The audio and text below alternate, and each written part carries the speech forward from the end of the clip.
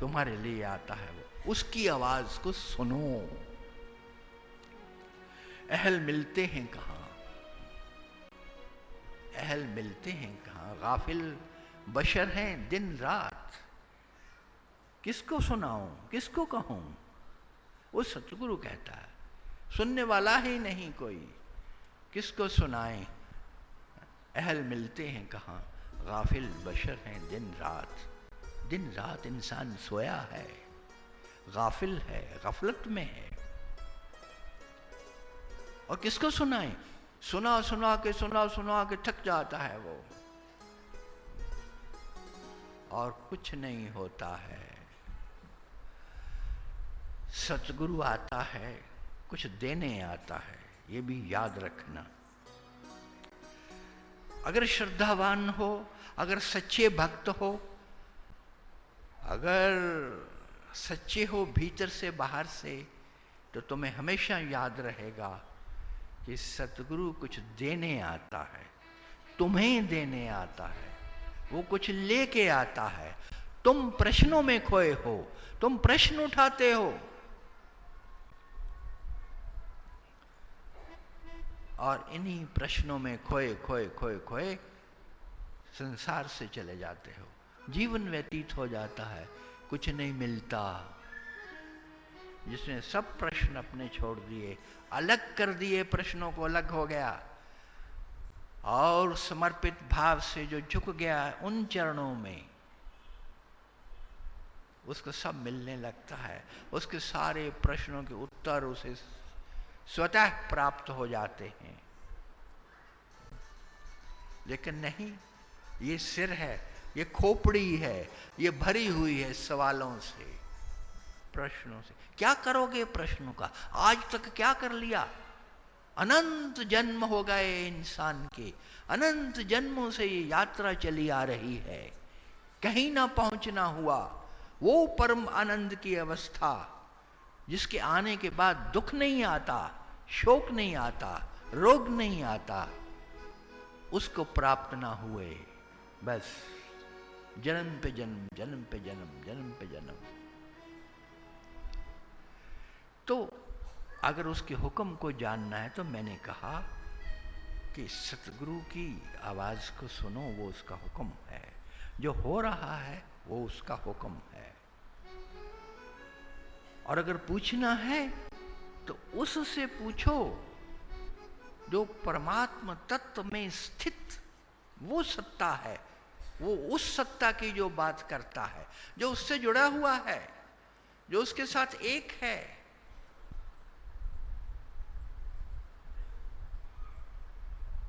उससे पूछो, उससे पूछो जो जानता है, जो सब जानता है। तुम राह किससे पूछते हो? वो जो राह पर चलता है और आता जाता है, जो रोज उस राह पे आता जाता है, तुम उससे राह पूछ लेते हो। उसी से पूछना रास्ता जो उसने खुद रास्ता तय किया हुआ है और मंजिल को पा चुका है। उससे पूछ लेना कि मंजिल कहाँ है। तो उसका हुक्म क्या है वो तुम्हें सतगुरु बताएगा। और अगर तुम ये भी नहीं कर सकते तो अपनी ज़मीर से पूछो, अपनी अंतरतम से पूछो, अपनी आत्मा से पूछो, जो भीतर तुम्हारी कॉन्शियंस है उससे पूछो। वो सदा तुम्हें सच बोलती है, सदा साफ बताती है, उसको पता है। तुम्हारी कॉन्शियंस को, तुम्हारी ज़मीर को, तुम्हारी आत्मा को, तुम्हारी सुरत को, तुम्हारी सोल को, वो जो रूह है तुम्हारे अंदर, वो जो परमात्मा सत्ता तुम्हारे अंदर बैठी हुई है, वो जो तत्व है, जो अनश्वर तत्व है, किसी भी नाम से उसको पुकार लो, उससे पूछो, उससे जुड़ो, तो तुम्हें पता लगेगा कि परमात्मा का हुक्म क्या है।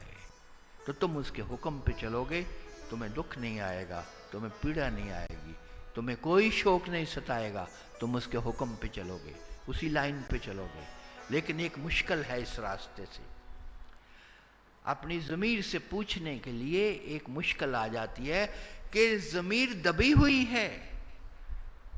जो भीतर की अवस्था है, जो परमात्मा तत्व है तुम्हारे अंदर समाया हुआ है, जो निज स्वरूप है, वो जो आत्मा है, जो अनश्वर तत्व कभी नहीं जाता, वो सोया है, वो सुप्त है, वो रुग्ण है, वो दबा हुआ है, इसलिए उसकी आवाज नहीं सुनाई देती। ये नहीं कि बड़े से बड़े जो पापी हैं, जो पाप करते हैं, उनकी ज़मीर दब जाती है। हर इंसान की ज़मीर पर पर्दे पड़े हुए हैं, क्योंकि यात्रा बड़ी लंबी करके आ रहे हो, पीछे से चले आ रहे हो, कितने जन्म बीत गए, उनके सारे, उन जन्मों के सारे जितने भी छाए हैं, जितने भी पर्दे हैं, जितनी भी बातें हैं, जितनी भी घटनाएं हैं, जितने भी विचारों की श्रृंखलाएं हैं, जितनी भी चिंताएं तुमने आज तक की हैं, और जितने भी भोग भोगे हैं, जितनी भी वासनाओं को उठाया है, जितने भी विषय को और भोगों को भोगा है, वो सब वहां पर्दे की तरह पर पड़े हुए हैं। विषय वासनाएं नहीं, चिंताएं भी, विवाद भी, सब वो वहां आच्छादित हैं। काम, क्रोध, लोभ, ये सबसे तीन तो ये सबसे बड़े हैं। काम भी, क्रोध भी, लोभ भी। काम का क्या है? काम तो सब में है, सब में कामनाएं हैं, सब में इच्छाएं हैं, किसी भी इच्छाएं की तृप्ति नहीं होती है। वासना भी है, काम भी है। भर्तृहरि जो सब छोड़ के आया है, बड़े बड़े हीरे जवाहरात छोड़ के आया है, राजपाट छोड़ के आया है, वो आकर के समाधियां लगा रहा है। वो रास्ता है ना, उस पर देख लेना कभी, वो अलवर से जयपुर जाने का रास्ता है, वहाँ मेला लगता है रास्ते में, वो भर्तृहरि का स्थान है, जहाँ पर वो ऊपर बैठ करके तपस्या किया करते थे। राजपाट सब छोड़ दिया, अपनी ही धर्मपत्नी ने धोखा दिया, तब चोट लगी कि संसार में कुछ नहीं है, कि संसार असार है, कि संसार मिट्टी है, रेत है, इससे कुछ निकल नहीं सकता, क्या करोगे? तो छोड़ दिया सब, आकर के वहां बैठ गए। लेकिन एक सुबह देखते हैं कि नीचे रास्ते पर एक हीरा चमक रहा है। बस उसकी चमक देखते ही मन में लालच कौंधा कि उठो, दौड़ो, उस हीरे को पकड़ो। ये काम है, इसको काम कहते हैं, वासना, काम। इतना कुछ करने के बाद हीरो में रहते थे, दिन रात हीरो में रहते थे, हीरे छोड़ के आए इतने, लेकिन एक वहां रास्ते पे पड़ा हुआ हीरा दिखाई दे गया। वो पुराने संस्कार जाग गए। मन मरता नहीं कभी भी, मन पे वो छाएं पड़ी हुई हैं, वो पर्दे पड़े हुए हैं। कामना तुरंत सिर उठाती है और वो त्रस्त हो जाते हैं उस कामना से कि पकड़ो चल के। उसी समय थोड़ा होश आ जाता है और धिक्कारते हैं अपने आप को कि काहे का मैं राजा रहा, और काहे की मेरी ये इतनी बड़ी तपस्या, सब विनाश, सब चली गई।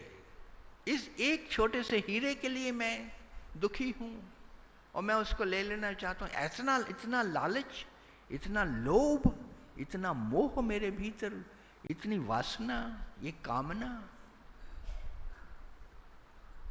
जो ही होश आता है तो त्याग देते हैं, त्याग देते हैं। वहीं पर उसी समय देखते हैं कि दो सिपाही आते हैं। वो एक कहता है कि मेरी नजर इस हीरे पे पहले पड़ी है, दूसरा कहता है मेरी नजर इस हीरे पे पहले पड़ी है, मैं उठाऊंगा, मैं उठा। झगड़ा हो जाता है, दोनों तलवारें निकाल लेते हैं, दोनों सिपाही हैं, लड़ते हैं, दोनों की लाशें वहां पड़ी हैं। थोड़ी ही देर में दोनों मर जाते हैं उस हीरे के लिए। वो हीरा अभी भी वहां पड़ा है, वो अभी भी चमक रहा है, वो अभी भी चमक रहा है। तुम्हें चाहिए वो हीरा? जाओ अलवर से जयपुर की यात्रा करना, उस रास्ते पे तुम्हें अभी भी हीरा पड़ा हुआ मिलेगा, तुम उठा लेना, तुम न चूकना। इंसान की कामनाएं कभी समाप्त नहीं होती हैं। तो ये जो ज़मीर की आवाज तुम्हें सुनाई नहीं देती है, ये ज़मीर इन्हीं कारणों से दब गई है। भगवान कृष्ण ने अर्जुन से एक बार कहा महाभारत के युद्ध में कि देखो केशव, 3 नरक के द्वार हैं, 3 नरक के द्वार हैं। ये तो उन्होंने कहा, मैंने नहीं कहा। काम, क्रोध, लोभ, ये 3 नरक के द्वार हैं। त्रिविधम नरकस्य द्वारम, एतत् नरकस्य द्वारम नाशनम आत्मनः। आत्मा को नाश करने वाले, जमीर को दबा देने वाले, तुम्हें बिल्कुल समाप्त कर देने वाले ये 3 द्वार हैं नरक के। और क्रोध से तुम वाकिफ हो, लोभ से तुम वाकिफ हो। क्रोध बल पल, कदम कदम पे, पल पल क्रोध। किसी ने कुछ कह दिया, बस क्रोधित हो गए। मैंने कहा है, तुम्हें बताया है, एक स्वामी जी हैं, मैं उनका बड़ा आदर करता हूं। बचपन से ही वो पहाड़ की चोटी पर चले गए। बद्रीनाथ का जो मंदिर है, उस मंदिर के पीछे जो पहाड़ है, उसकी चोटी पर, और वृद्ध हो गए, बूढ़े हो गए, उसी चोटी पर बैठे हैं और तपस्या कर रहे हैं, परमात्मा की आराधना कर रहे हैं। वो रोज नीचे उतरते हैं। वो जो कुंड है, तप्त कुंड, जिसमें सल्फर स्प्रिंग्स उबलते हैं, पानी उबलता है, वहां आकर के वो स्नान करते हैं। वहां गर्म पानी का कुंड है, और स्नान करके ऊपर चले जाते हैं। सारा दिन ऊपर वहीं रहते हैं, वहीं पर तपस्या करते हैं। एक दिन वो आते हैं नीचे स्नान करने के लिए, कपड़े उतार के अपने कुंड के पास रखते हैं, और जब स्नान करके बाहर निकलते हैं तो देखते हैं कि वो बच्चों ने शरारत करते हुए उनके कपड़े भिगो दिए हैं, कुछ छींटे पड़ गए उन कपड़े पर। बस इतना काफी था। कपड़े पड़ते ही, देखते ही कि उस पे छींटे पड़ गए, आग बबूला हो उठे। आग बबूल हमारे सामने, इन्हीं आंखों के सामने। इस बुरी तरह से चिल्लाने लगे, क्रोध से लाल पीले हो गए, होंठ उनके कपकपाने लगे, आंखों से शोले बरसने लगे, और सारे का सारा शरीर जलने लगा। ये कौन है वो, किसने हमारे कपड़े भिगो दिए? बात कुछ भी नहीं, न कपड़े साथ जाने हैं, ये भिगोना उनकी जो शरारत हो गई। बच्चे खेल रहे थे पानी में, उन्होंने भिगो दिए, तो क्या हुआ? लेकिन तुम नरक में चले गए। क्रोध करते ही मैंने देखा उनको, तो मैंने कहा स्वामी जी, इससे वो बच्चों को तो कुछ नहीं बिगड़ा, वो तो दूर खड़े हंस रहे हैं, वो तो अभी भी खिल्ली उड़ा रहे हैं, लेकिन आप नरक में चले गए। इतने सालों की तपस्या और एकांतवास, और बिना जल के, बिना भोजन के, इतना जीवन का नियंत्रण, इतनी तपश्चर्या, इतना डिसिप्लिन, इतना अनुशासन, इतना तपाया अपने आप को, और नतीजा क्या है कि पल में क्रोधित हो गया सारा। आग लग गई भीतर, ज्वलंत हो गए, सब समाप्त हो गया। ये अग्नि ही ऐसी है, ये क्रोध अग्नि ही ऐसी है। संत भी कभी कभी तुम देखोगे क्रोध करते हैं, लेकिन उनके क्रोध को देखना, जरा ध्यान से देखना,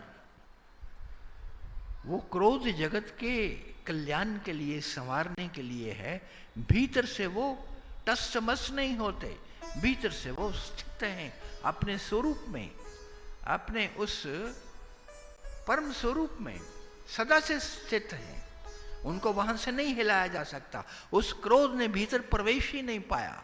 वो क्रोध जगत के लिए है, दुनिया के लिए। अगर तुम्हें में ये कला आ जाती है तो तुम अपने काम संवारने के लिए क्रोध कर सकते हो। ये मैंने उससे कहा जिसने आके हमसे कहा, महाराज जी 1100 लोग मेरे नीचे काम करते हैं मेरी फैक्ट्रियों में, मैं क्रोध नहीं करूं तो मुझे तो बेच खाएं ये लोग, मैं क्या करूं? मुझे क्रोध करना पड़ता है, मुझे काम निकालना पड़ता है, मैं कैसे काम निकालूं? तो मैंने कहा कि तुम्हें फिर किसी सतगुरु के सत्संग में बैठना चाहिए, तुम्हें सानिध्य करना चाहिए उसका जो पहुंच गया है, उसका जो बुद्धत्व को उपलब्ध, जो संतत्व को उपलब्ध चेतना है, वो तुम्हें सिखाएगा कि तुम क्रोध ना किए हुए भी क्रोध कर सकते हो। बिना क्रोध किए तुम क्रोध करके अपना काम निकाल सकते हो और तुम हिलोगे भी नहीं अपनी जगह से, तुम मजबूत खड़े रहोगे, तुम्हें वो क्रोध की आंधी विचलित नहीं करेगी। वो जो झंझावात है वो बाहर के लिए है, भीतर तुम्हें वो परम परमात्म शांति, वो प्रशांत सागर में डूबे रहोगे तुम भीतर अपने। तो ज़मीर के पर्दे उठाओ, घूंघट का पट खोल रे तो को पिया मिलेंगे, कबीर साहब कहते हैं ना। वो पट तुम्हारे खुलेंगे। पट खोलने का अर्थ यही है कि जितने भी तुमने पाप और कुकर्म करके वासनाएं और विषयों में लिप्त रख करके जन्म जन्मों से अपने ऊपर वो लियाफ चढ़ा रखे हैं, वो गिलाफ चढ़ा रखे हैं, वो पर्दे गिरा रखे हैं, उनको उठाओ, उनको उठाओ। इसीलिए निर्मलता पे, शुद्धता पे इतना जोर है। तब तुम्हारी ज़मीर इतनी निर्मल हो जाती है, शुद्धतम अवस्था में आ जाती है कि वो अगर छोटी सी भी आवाज़ उठाएगी तो तुम्हें सुनाई देगा, तुम्हें पता लगेगा कि क्या ठीक है क्या गलत है। तुमने अपने भीतर ही एक परम गुरु को पा लिया, तुमने अपने भीतर ही एक सतगुरु को पा लिया, बाहर ढूंढना नहीं पड़ा, तुम ही अपने सतगुरु हो गए। क्योंकि वो उस निर्मलतम अवस्था को प्राप्त करने से तुम्हारे भीतर ही बैठा तो है परमात्मा। तत्सृष्टवा तदेवानुप्रावेशित ईश्वराय सर्वभूतानां हृद्देशे अर्जुन तिष्ठति, वो वहीं है।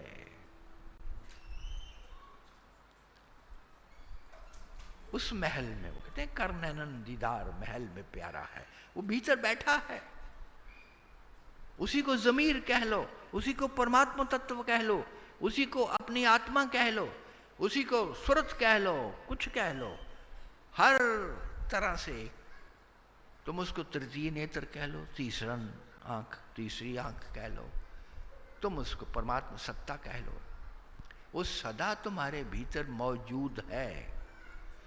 तुमने उसको चमका लिया, उसके ऊपर से जो पर्दे पड़े हुए हैं उनको उठा दिया, तुमने उसको साफ कर लिया, ऐसा साफ जैसा कि सूर्य देव हैं, ऐसी चमक आ गई तुम्हारे भीतर। तो तुमने सतगुरु को भीतर ही बैठे बैठे पा लिया, बाहर सतगुरु देखने की जरूरत ही नहीं है, क्योंकि वो तुम्हें गाइड मिल गया एक प्रकार से। कदम कदम पे तुम्हारी राह के ऊपर वो रोशनी बिखेरेगा, तुम्हें वो एक मनी मिल गई, वो मनी जो तुम्हारे सारे रास्तों को, अंधेरों को रोशन करती है, जो तुम्हारे सारे कांटे साफ करती है, बाहर जाने की जरूरत ही नहीं। और फिर भी अगर तुम्हें उसके हुक्म का पता न चले कि उसका हुक्म क्या है, तो मैं तुमसे कहूंगा कि अपने धर्म ग्रंथों में जाओ। मुसलमान हो तो मुकद्दस कुरान शरीफ में जाओ, तो सुनो वो कलाम, उसमें तुम्हें रोशनी मिलेगी, उसमें तुम्हें मिलेगा कि हुक्म क्या है उस मालिक का, उस परमात्मा का, उस अल्लाह का हुक्म क्या है। तुम जाओ अपने वेदों में, जाओ अपने पुराणों में, उपनिषदों को खोलो, पन्ने खोलो, जिस भी धार्मिक ग्रंथ के ऊपर तुम्हारी पूरी श्रद्धा है, चाहे वो गुरु ग्रंथ साहब है, चाहे वो गुरुओं की वानियां हैं, चाहे वो संतों के वचन हैं, जिसके ऊपर भी तुम्हारी पूरी श्रद्धा है, जिस पुस्तक पर भी तुम्हारी पूरी श्रद्धा है, जिस शास्त्र पर भी तुम्हारी पूरी श्रद्धा है, वो शास्त्र ही तुम्हारे लिए गाइड बन जाएगा, वही तुम्हें रास्ता दिखाएगा, वही उसका हुक्म सुनाएगा, वही उसका हुक्म है। तुम ढूंढते हो उसका हुक्म कहाँ? पूछते हैं लोग, महाराज जी आपने कहा उसके हुक्म में चलना है, तो हुक्म उसका सुनाओ।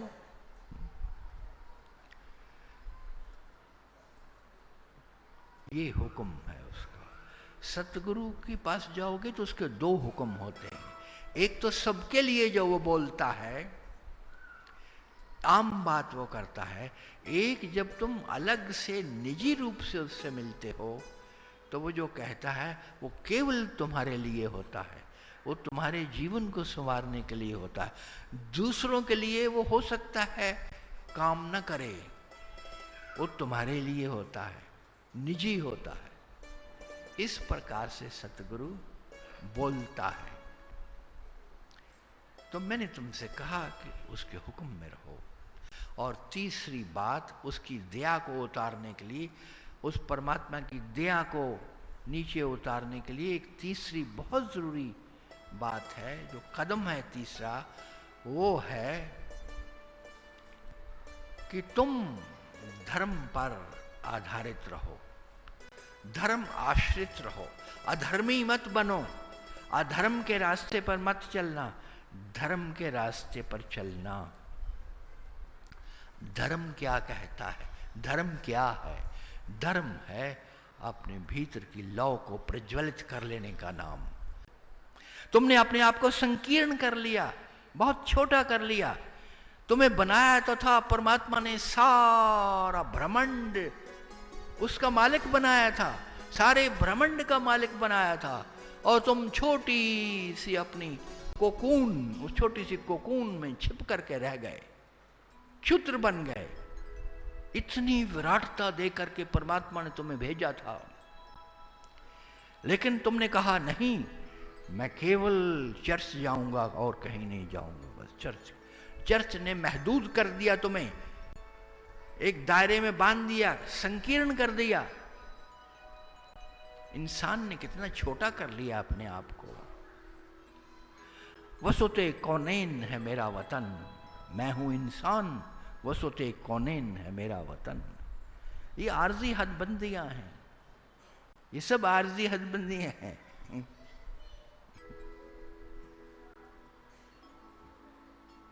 और तुमने बना रखा, कहीं दैरो हरम है, कहीं बुतखाना है, और इंसान लड़ता है, मरता है उसके लिए। लेकिन याद करो, जब तुम इस धरती पर आए थे, कोरे कागज की तरह, कोरी स्लेट थी, कुछ उस पर नहीं लिखा हुआ था कि तुम मुसलमान हो या हिंदू हो या सिख हो या ईसाई हो या क्या हो तुम इंसान हो, बस। तुम उस परमात्मा की औलाद हो, बस। तुम उसी से आए हो, उसी एक खुदा से आए हो, और वहीं तुमने जाना है वापस, और वही घर अपना है। और यहाँ केवल एक खेल चल रहा है, उस खेल में तुम्हारा हिस्सा है, तुम रोल अदा करने आए हो। एक मंच है यहाँ पर, उस मंच पे ड्रामा चल रहा है, उस ड्रामे में तुम भी शामिल हो, तुम अभिनेता भी हो और तुम दर्शक भी हो, तुम देखने वाले भी हो और तुम उसमें हिस्सा लेने वाले भी हो। लेकिन तुम उसमें इतना गुम हो गए हो, इतना खो गए हो उस मंच में, कि तुम्हें अपना ख्याल ही नहीं रहा, अपने आप को ही भूल गए हो, अपने निज स्वरूप ही खो दिया है। यही नहीं पता कि मैं हूं कौन, इतना ही नहीं पता कि मैं कौन हूं। मैं राम हूं, मैं श्याम हूं, मैं महमूद हूं, मैं मोहम्मद हूं, कौन हूं मैं? बस नाम याद है जो तुम्हें माँ बाप ने दे रखे हैं, उन्हीं नामों से तुम्हारी आइडेंटिटी है। तुम्हारी अपनी आइडेंटिटी, ट्रू आइडेंटिटी तुम्हारी क्या आईडी क्या है तुम्हारी? वो आधार कार्ड तुम्हारी आईडी है।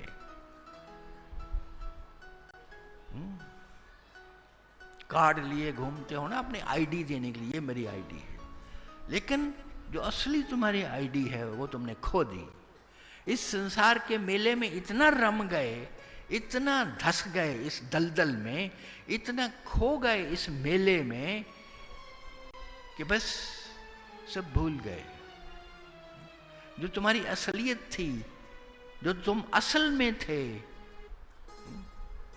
जो उस मालिक ने जो तुम्हें भेजा था यहां, वो भूल गए। जिस काम के लिए भेजा था वो भी भूल गए।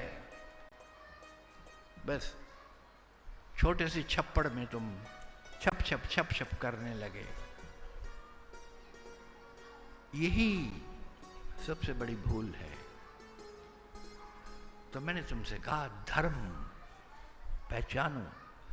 धर्म है अपने भीतर की अंधियारियों को, अपने भीतर के अंधेरों को समाप्त कर लेना, अपनी लौ को जला लेना, ज्वलंत कर लेना, अपने प्रकाश को, जो उस प्रकाश को तुम लेके आए हो, कहीं से बाहर से नहीं लेना है, उस प्रकाश को उजागर कर लेना, उस प्रकाश को दीप्त कर लेना। ये है धर्म। और अगर फिर पूछो, कुछ और पूछो, तो मैं कहूंगा कि दया धर्म का मूल है। धार्मिक होना चाहते हो तो दयावान बनो। अगर दया नहीं तुम्हारे में, तुम अधार्मिक हो। तुम रोज गुरुद्वारे जाओ, फिर भी तुम अधार्मिक रह सकते हो। तुम रोज मंदिर जाओ, फिर भी तुम अधार्मिक रह सकते हो, अगर तुम दयावान नहीं हो, अगर तुम देते नहीं हो लोगों को, लोगों पे कृपा नहीं करते हो, कल्याण नहीं करते हो। और ये अगला चरण है कि तुम सब पर दया करो, सब पर दया करो और सबको दो। जितना दोगे उतना तुम्हें मिलता रहेगा, उतना तुम्हें मिलता रहेगा। अमीर बनने का बड़ा छोटा सा गुर है कि जो तुम्हारे पास है उसको बांटने लगो, उसको देने लगो। साम्यवाद और समाजवादी ये कहते हैं, जो साम्यवाद का नारा देते हैं या जो समाजवादी हैं, वो कहते हैं कि सारा धन, सारी दौलत समाज की है, आम आदमी की है, तुम्हारी नहीं है। आध्यात्मिक इंसान कुछ और कहता है। किसी संत से पूछोगे तो वो कहेगा कि ये सारी दौलत, सारा कुछ न समाज का है, न व्यक्ति का है, न राष्ट्र का है, ये परमात्मा का है, उस खुदा का है, उस भगवान का है। इसलिए उसको प्रसाद रूप में ग्रहण करो और बांटो। और बांटो। प्रसाद क्या है? प्रसाद थोड़ा सा अपने लिए रख लेते हो तुम, बाकी बांट देते हो।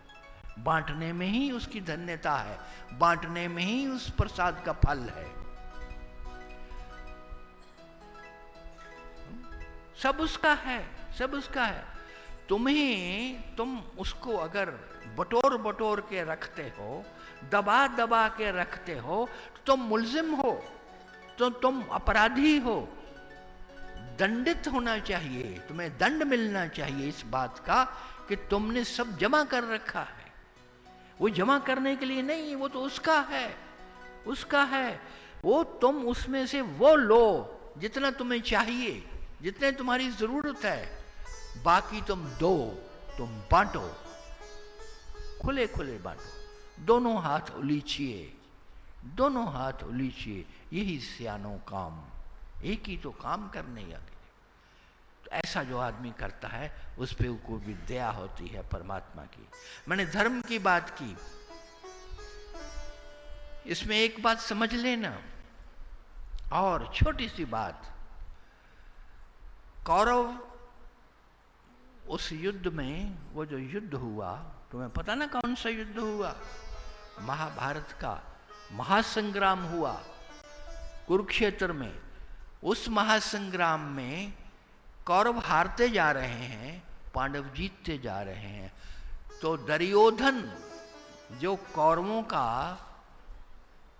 सब कुछ है, उनका राजा बना हुआ है, वो जाता है अपने भीष्म पितामह के पास और पूछता है उनसे कि मुझे कारण समझ नहीं आता, हमारे पास फौजें ज़्यादा हैं, हमारे पास मैन पावर ज़्यादा है, हमारे पास लड़ाकू ज़्यादा हैं, हमारे पास हथियार ज़्यादा हैं, हमारे पास रथ ज़्यादा हैं, हमारे पास हाथी ज़्यादा हैं, हमारे पास घोड़े ज़्यादा हैं, हमारे पास तलवारें ज़्यादा हैं, जितना भी सामान है लड़ाई का वो हमारे पास बहुत ज़्यादा है पांडवों से।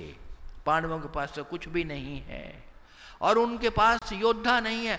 हमारे साथ सारे राजा हैं, सारे योद्धा हैं, उनके पास सिर्फ 5 वो छोटे छोटे लोग हैं, पांडव हैं, मेरे ही भाई हैं। वो क्यों जीत रहे हैं और हम क्यों हार रहे हैं?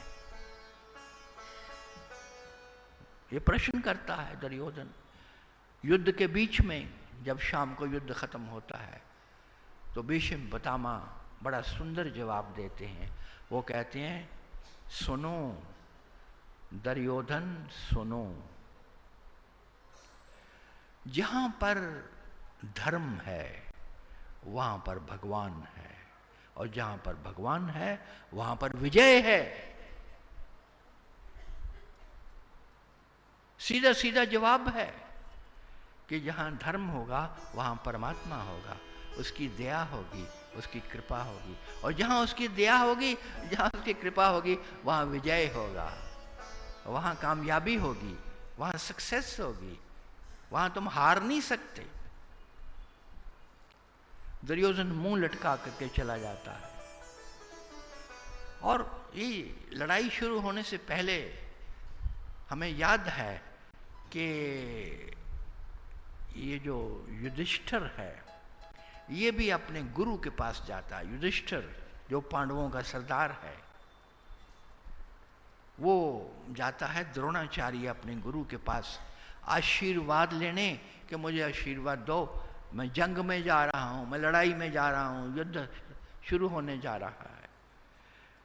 तो वो द्रोणाचार्य उसको आशीर्वाद देते हैं और आशीर्वाद देते हुए कहते हैं, तुम्हारी विजय होगी क्योंकि तुम्हारे साथ धर्म है और जिसके साथ धर्म है उसके साथ परमात्मा है। वही बात करते हैं।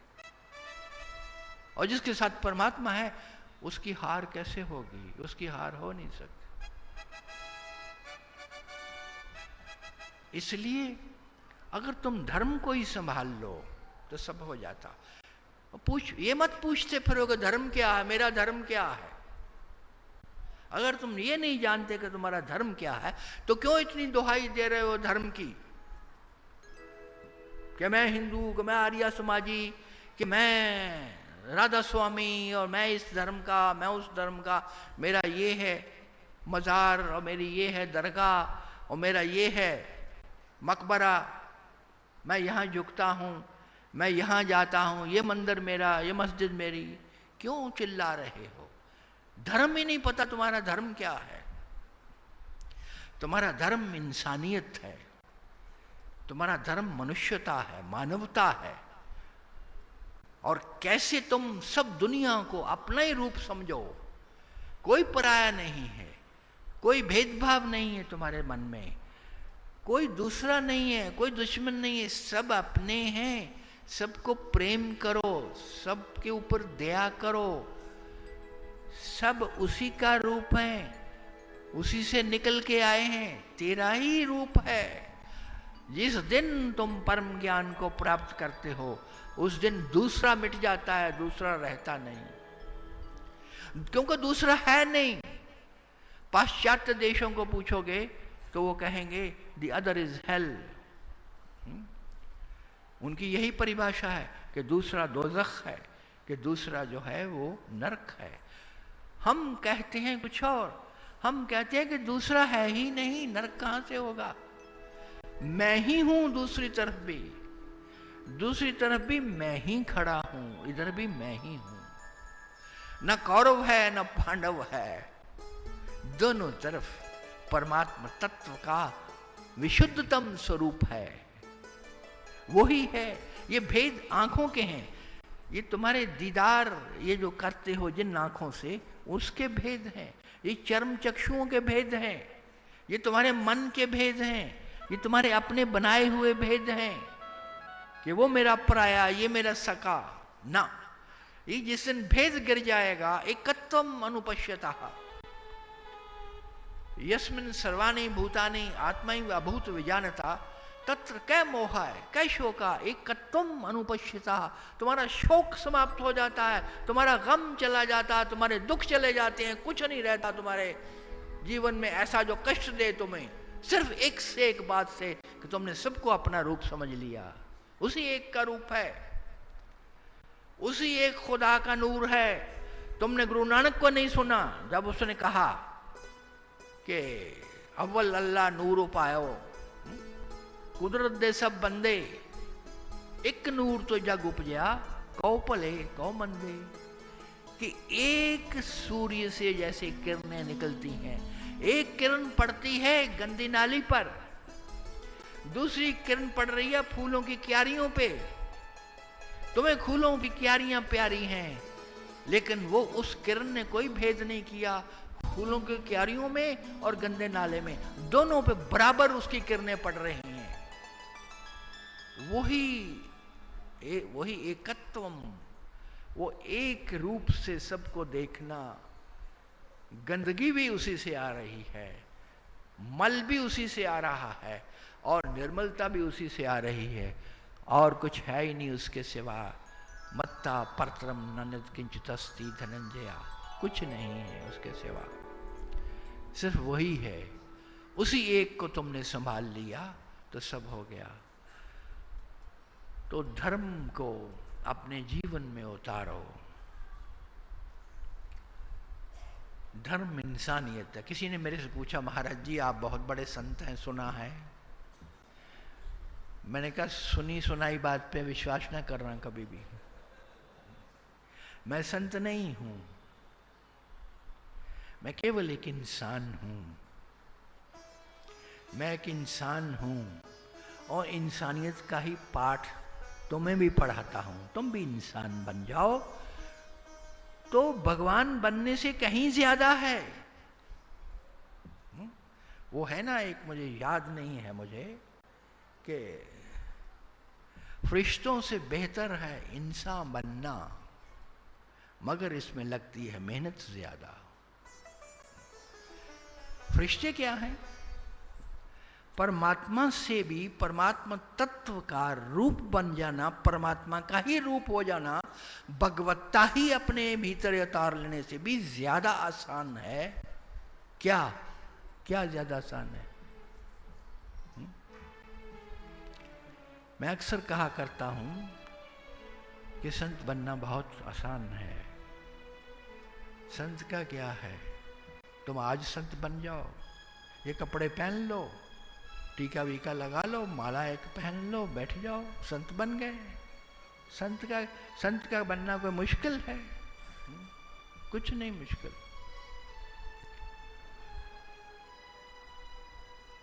सबसे आसान आज के युग में है संत बनना।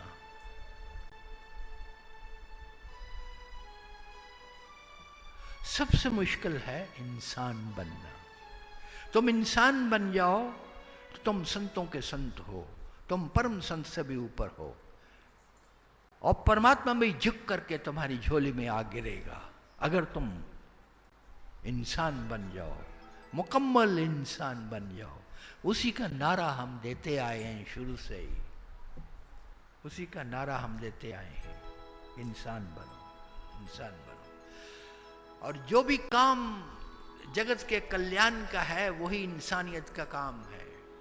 तुम अगर कसौटी पे कसना चाहो तो इसी तरह से कस सकते हो। हर काम को करने से पहले, हर चीज को सोचने से पहले, विचार करने से पहले, ये पहले अपने भीतर तौल लेना, उसको कसौटी पे कस लेना कि क्या मेरी इस विचारधारा से या मेरे इस बोलने से या मेरे इस कर्म से, मेरे करने से जगत का कल्याण होगा, दूसरों का भला होगा, किसी को कष्ट तो नहीं होगा, किसी को दुख तो नहीं होगा, किसी को गिरावट तो नहीं होगी जीवन में, किसी की हानि तो नहीं होगी, किसी का नुकसान तो नहीं होगा।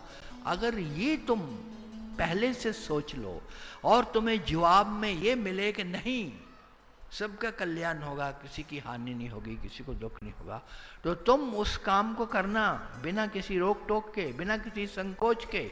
तुम इंसान हो। फिर इंसान यही करता है, लेकिन तुम कभी नहीं सोचते। तुम अपने स्वार्थ के लिए, अपना काम सिद्ध करने के लिए, अपना उल्लू सिद्ध करने के लिए इंसान सब काम करता है, और ये नहीं सोचता कि इसको दूसरे को कितनी चोट पहुंचेगी, दूसरे को कितना नुकसान पहुंचेगा।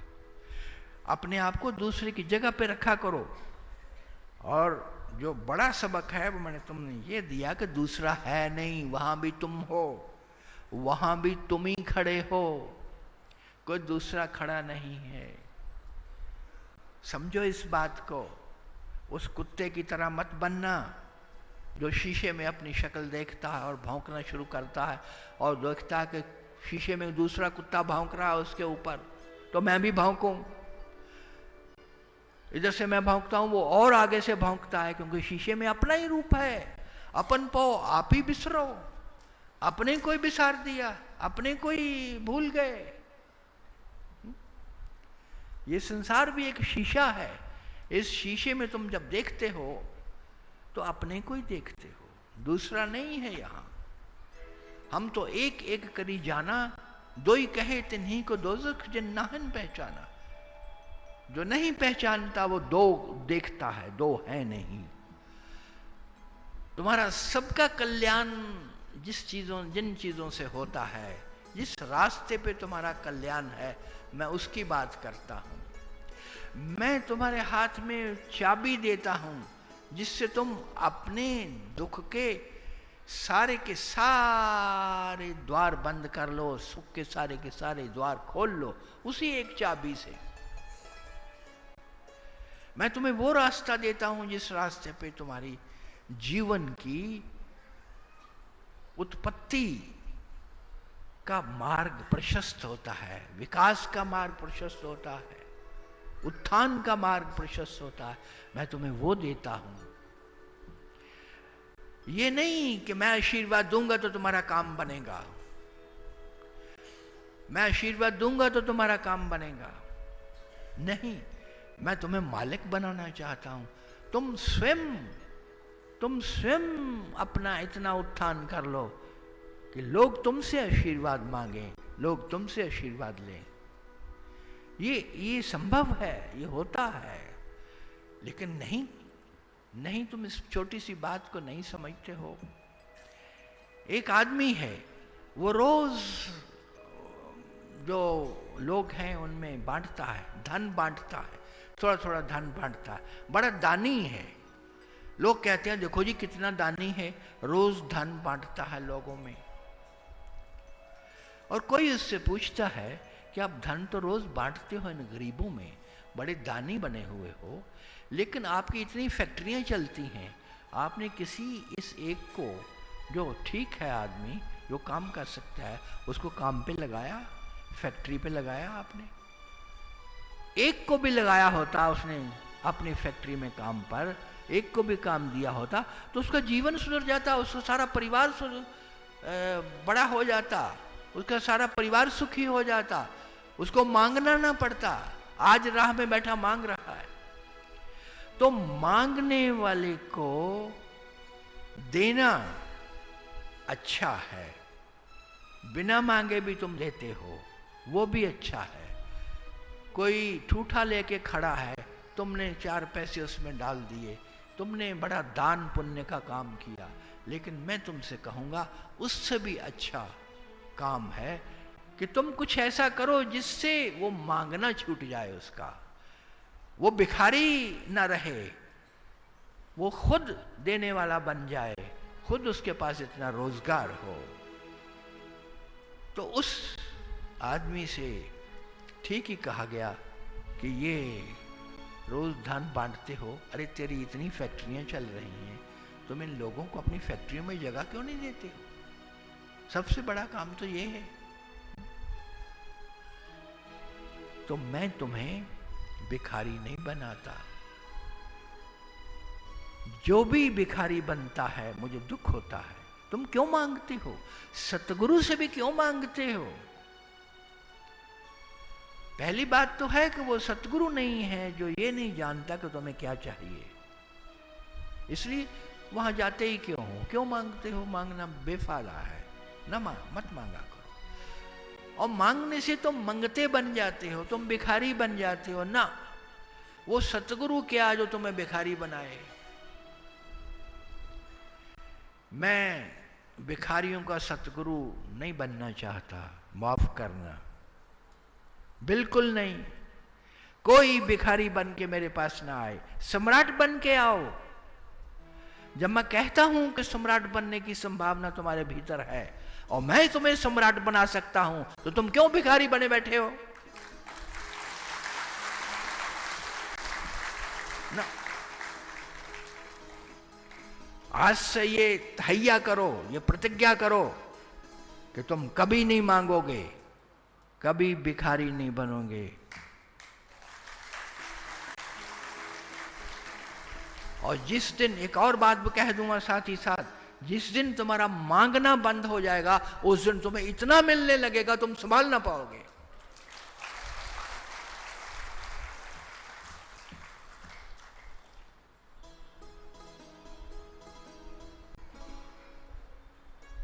सबको मेरे आशीर्वाद, सबको उस मालिक के आशीर्वाद, उसकी कृपा, उसकी दया सब पर बरसे, सब पर बरसे। सबको मेरा राधा स्वामी, राधा स्वामी।